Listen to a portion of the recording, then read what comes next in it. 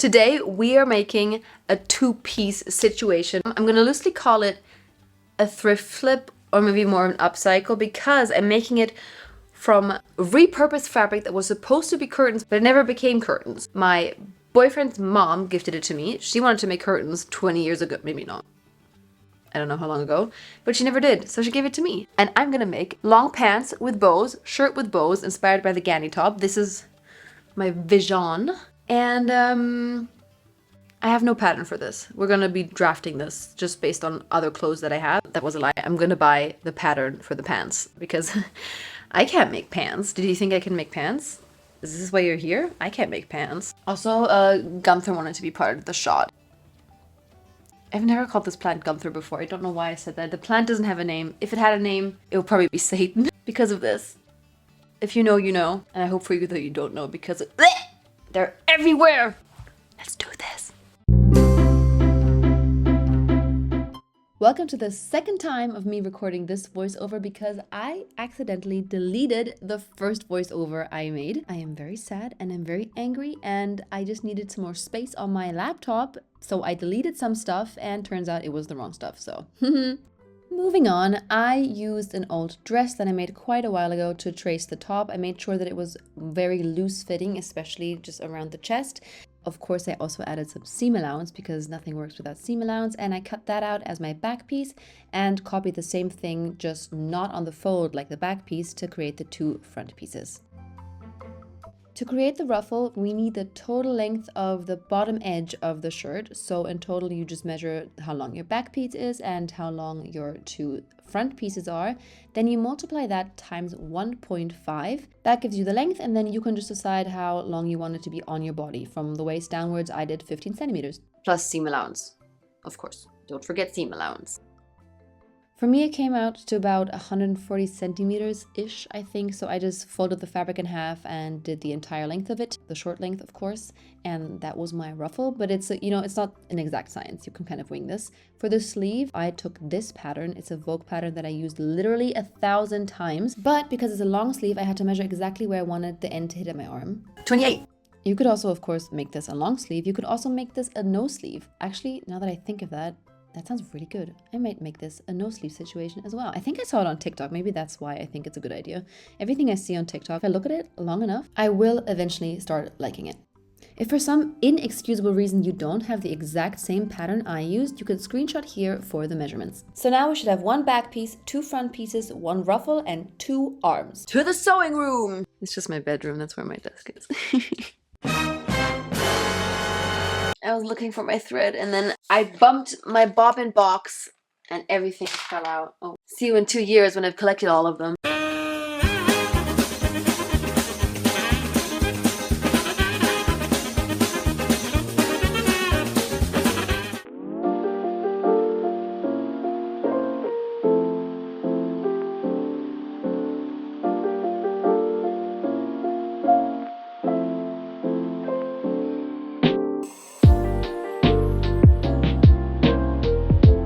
The world is a really stressful place, and because I don't want you to leave my videos with anxiety, I decided to sprinkle some cute little calming aesthetic videos in between. My overstimulated brain really wanted to delete them, so let me know what you think. It looks pretty cute. So far it's good. I think I have to take this down a little bit. It's a bit like high on the neck. I want it to be here. The same in the back. It's a little bit high. I'm gonna do that, and then I'm gonna attach the sleeves. This is going great. I should not have said that. I've recently started attaching sleeves before closing up the side seams, and honestly, it's much less stressful. I used to hate having to push the already closed sleeve through my sewing machine. So what I do is I just mark the middle of the sleeve and then line that up with the center seam of the shoulder. And then I just sew along the whole thing, and it's so much easier. And of course, you need to make a few mistakes. She's looking good. Wait. Whoop. I feel like it's good. So next step is attaching the side seams and the side seams of the bodice on both sides. But I just bought a serger.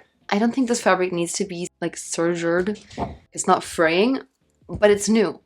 So I'm gonna serger this just because. If you have fabric that frays and you don't have a serger, just do a zigzag stitch. That's what I always did. Serger is not necessary for this, but it makes me happy.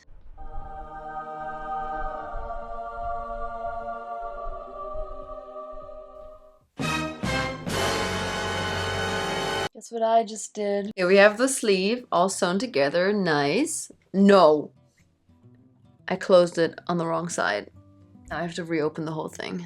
It really doesn't matter how often you sew. Like, you can't get too confident. Maybe it's just me, actually. I don't know. Like, as soon as you think you've got it figured out, you don't. You make mistakes like these. Now I have to open the whole thing up. It's gonna be so messy. It's the next day. The next evening, actually. Please don't judge my hair. It's disgusting because I have been doing job applications all day and it made me so anxious that I scratched my scalp and now it looks like a battlefield on there. So please don't look too closely. So this is our OG sleeve. This is what it looks like if you just attach it. And we want to transform it into this cute little puff sleeve. So all you need is an elastic. I thought it was going to be hard and it wasn't actually that hard. So welcome to your puff sleeve bootcamp. First step, take an elastic and then measure on your arm how long you need it, snip, snap that off, and then create a cute little tunnel using your elastic as a measurement. Pin all around and then sew all around, but make sure to leave out a little gap where you can later put the elastic through, because otherwise the elastic will not enter this tunnel. See? Cute little hole. Next step, we are going to sew along the outer edge of this little tunnel we created because that's just going to make it more pretty and look more professional. And that's obviously what I'm about. I feel like LinkedIn is definitely my villain origin story. Anyway, I was looking for a needle before. I just found it. I stuck it into my... Welcome back. This is part 2 of your puff sleeve boot camp. Next, you're taking your elastic and using a safety pin or whatever other thing you want to use, you're going to pull it through that little tunnel you made, making sure to not lose the other end while doing it. And then use the zigzag stitch on your machine to sew together the two ends of the elastic, pull everything into place so it looks pretty, and then just close that little opening you left and you're done. At this point, I was pretty done too. I was really running out of stamina, not that I have much to begin with. Apparently enough to sing a whole song instead of filming. You can guess what this song was. I'm gonna give you 100 years if you guess correctly. At this point, I remember being really, really hungry, but I was also really, really motivated, and I'm not often really, really motivated, so I had to power through this and ignore my hunger. So, next step is the facing, because with that, we can wedge the little bows in between, and then we're done. Well, and we have to add the ruffle.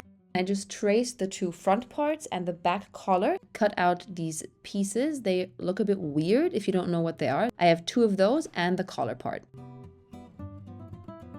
Don't be like me, use your brain. I needed seam allowance. We're gonna do the whole thing again and then we're gonna do the back collar. I'll see you then. Hi, I'm already back because I made another mistake. I'm gonna go ahead and spare you the details of that because I don't even remember what the mistake was. I just remember feeling very cursed that day and... Oh, actually, this was the mistake. I put the collar... I didn't cut it on the fold and I could have cut it on the fold. That was the mistake. It was really not that dramatic. This is the shape your 3 pieces should have once you attach them to each other, and they should mirror the shape of the shirt. You fold it in half lengthwise, like this, and then you sew that together. And then flip it inside out.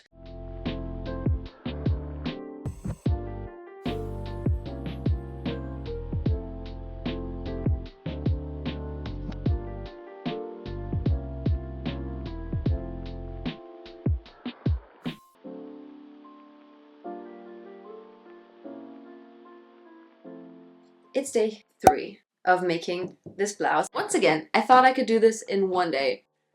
Am I that delusional? Or am I really bad at planning? Or am I just super slow? I think it's probably a mixture of all these 3 things. Anyway, today's the day we finish it. Right now is actually the hour we're finishing it. We are missing the ruffle. We are missing the ties, which is quite a lot. So now what we're gonna do is we're gonna attach this right sides together. And then we're gonna sew all along the edge. But we have to wedge in the little ties that we made. So you should have... 6 ties. I thought I was missing one there. Wedge them in between the 2 pretty layers like this, so that the side that you want to tie later is facing away from where you think it should be, if that makes sense. I really hope that made sense. It's crazy how when I'm explaining, I'm so convinced I'm doing a great job, and then I listen back and I'm like, what am I even saying? This doesn't make any sense. Feel free to ask me absolutely anything and not feel bad about it, because it's my fault if you didn't understand it. Here you see how the facing is pinned right sides together to the top, and now I'm measuring the distance I want my straps or my bows to be, and for me that's about 16 centimeters. If you're prone to mistakes like me, I would recommend double and triple checking everything, because otherwise you have an unsymmetrical top and you'll be angry if you already sewed it down. You should also check that you have enough space at the bottom of the top so that you can still attach the ruffle. So don't attach the bow too close to the bottom edge. Leave about 1.5 centimeters space so that you can attach the ruffle there. Every time I reach a corner, I lift up the zipper foot with the needle still inside, turn the whole project, and then put the zipper foot back. It's not a zipper foot, it's just a normal foot. I keep saying zipper foot, I'm recording this 3 times. And now it's finally time to ruffle.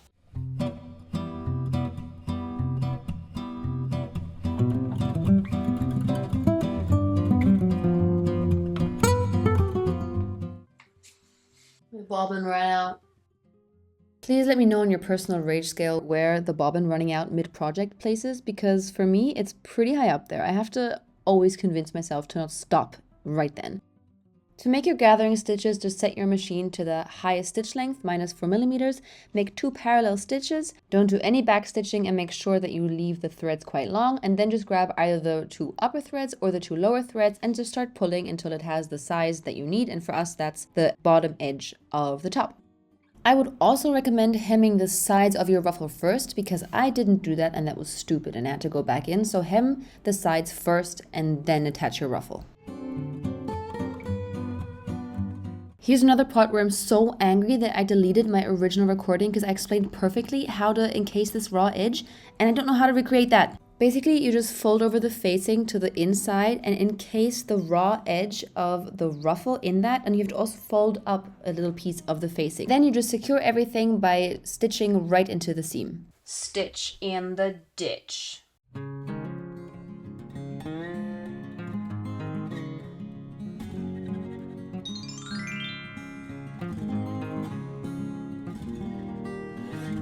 Here's my quick disclaimer for pants. I'm not good at them. I don't know if I'm not good at them. I just haven't done them that often because I think they're hard. I have to take this off. I'm really hot. I just don't get how they work completely, so this might not turn out right. You'll see them either way, but just so you know, not good at pants. This is my very first time recording a time-lapse, and I'm pretty sure I aced it. You cannot tell me otherwise. I traced those pair of like comfy pants that I have, and I made a mess of it. Let me tell you, they're not the same length, but we're gonna start. Oh, sorry, I had to burp. Front, back. You can see the top is uneven, and so is the bottom. Also, I made pockets. Wow. Also, the weather has been so April-y today. It's like rained 3 times again, and now the sun is shining again. Just like my mood actually today. Also, give her the spotlight she deserves.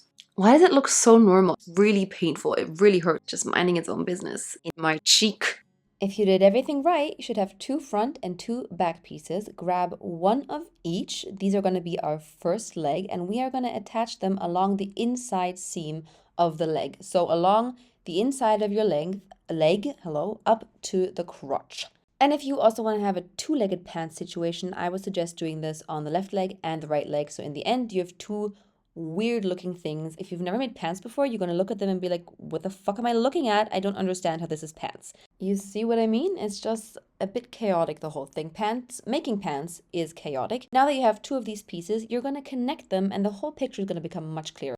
But don't just sew around once. Start at that center seam at the point of the U and then sew up towards the waistband on one side and then on the other side, just to make sure that everything aligns in the center. This is what we've got so far. That looks so disgusting. I don't like making decisions. These are my ugly ass pockets. Because I didn't want to make an extra waistband casing, I left the top of my pants really long, so I just basically extended the waistline upwards by the size of my elastic. So that way I can just fold it over to create a tunnel for the elastic instead of making a whole separate piece again. I'm not actually doing the waistband yet here. I just measured where it would finish so that I could place my pockets right underneath, and then I top stitched it down, making sure that all my pockets are equal on every side. This next part is going to turn your weird contraption of fabric into actual pants because we are connecting the sides on the outside with each other. So starting at the waistband, I'm sewing all around the pockets using the same technique as before where I lift the foot and then turn and then place it back down, making sure your needle is inside. Instead of sewing all the way down how you would do with normal pants, I stopped about 5 centimeters below the pockets because I wanted to have that open slit on the sides.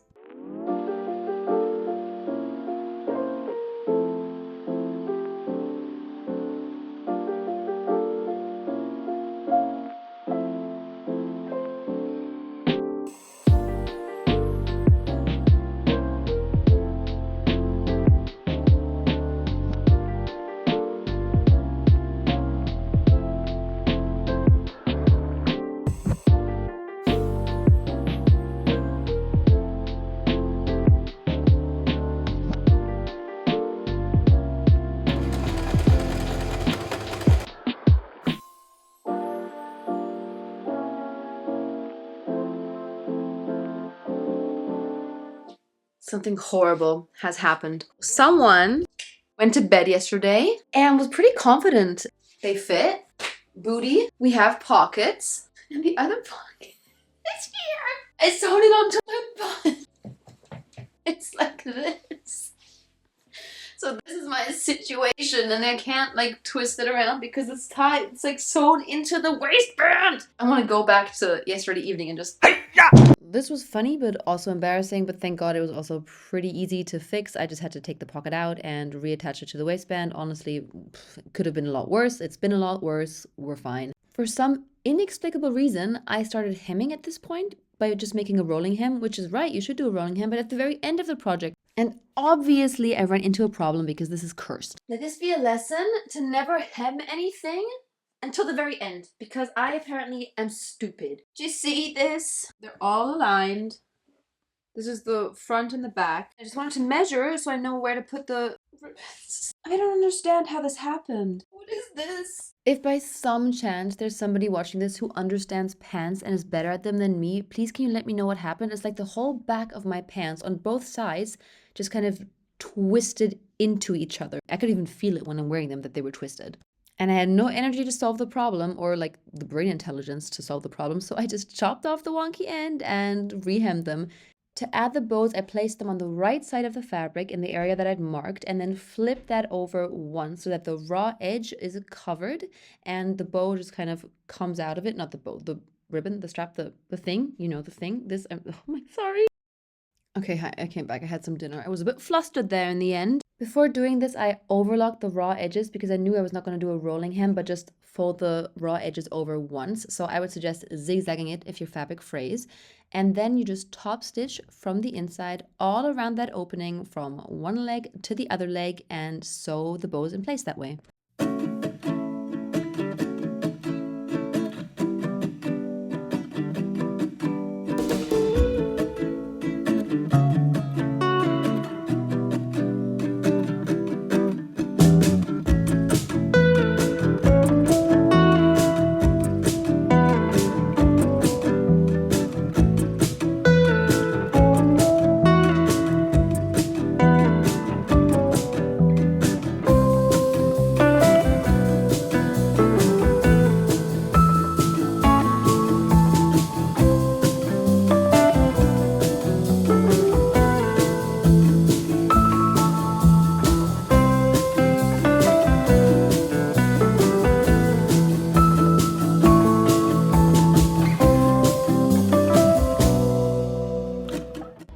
Put your hand in poo? Oh my god. Ew. I'd rather take my whiskey. Hi.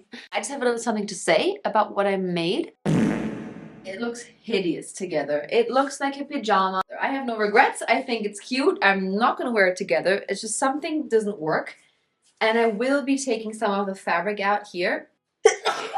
But I love them separately very much, actually. Posted a little video on TikTok asking why this didn't work. People had a lot to say. They were very helpful. Thank you to everybody on TikTok who gave me some advice on this. Bye!